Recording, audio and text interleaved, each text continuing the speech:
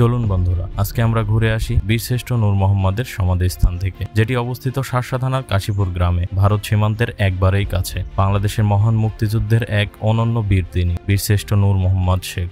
1936 সালে 26 ফেব্রুয়ারি নড়াইল জেলার মহিষাকুলা গ্রামে জন্মগ্রহণ করেন এই মহান সন্তান। পিতা ছিলেন মোহাম্মদ আমানত শেখ আর মাতা জান্নাতুল নেসা। শৈশবে বাবা মাকে হারিয়ে জীবনের কঠিন বাস্তবতার মুখোমুখি হতে হয়েছিল তাকে। ছোটবেলায় ছিলেন চঞ্চল ও দুষ্টু, আর কৈশোরে নাটক ও থিয়েটারের প্রতি ভীষণ আগ্রহী। মাত্র 16 বছর বয়সে 1952 সালে তিনি বিয়ে করেন নিজ গ্রামের মেয়ে তোতাল বিবিকে। তার সংসারে জন্ম নেয় 2 সন্তান, কন্যা হাসিনা খাতুন 1954 সালে এবং পুত্র শেখ মোহাম্মদ গুলাম মোস্তফা 1964 সালের 15 নভেম্বর। দেশ সেবার অদম্য ইচ্ছায় 1959 সালের 14 মার্চ তিনি যোগ দেন পূর্ব পাকিস্তান রাইফেলস, যা পরবর্তীতে বাংলাদেশ রাইফেলস নামে পরিচিত হয়। দীর্ঘদিন দিনাজপুর সীমান্তে দায়িত্ব পালন শেষে 1970 সালে 10 জুলাই বদলি হয়ে আসেন যশোর সেক্টরে এবং ল্যান্স নায়ক পদে পদোন্নতি পান। 1971 সালে মুক্তিযোদ্ধা শুরু হলে তিনি যোগ দেন যশোর অঞ্চল নিয়ে গঠিত 8 নম্বর সেক্টরে। 5 সেপ্টেম্বর 1971 সেই দিনেই তিনি